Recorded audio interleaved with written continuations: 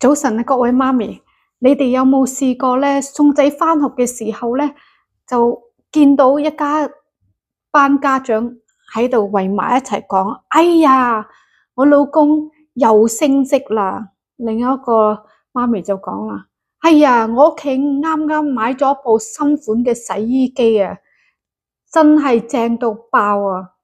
另外一個師奶就講：哎呀，我個仔今年又考第一啦，仲報埋10個興趣班添啊！咁你就企喺度燒口，但係其實你心裏面點樣諗㗎？評論區話我知。哎呀，梗係關我咩事啦？又或者開始同自己講啊，係咪我唔夠努力，冇俾最好俾個仔呢？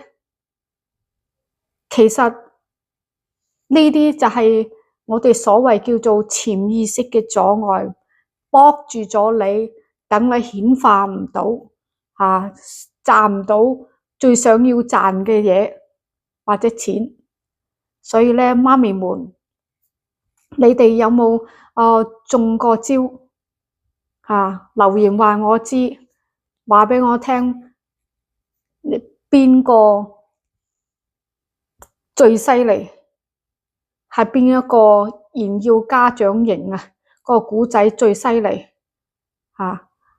又或者冇咩諗法㗎？人哋講咪人哋嘅事咯，對我嚟講係冇影響㗎喎，係嘛？所以咧就我保持正能量就得㗎啦嘛，係嘛？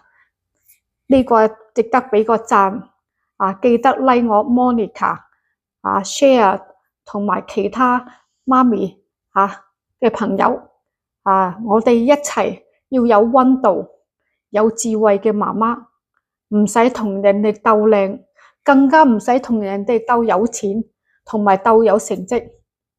有獎勵咩？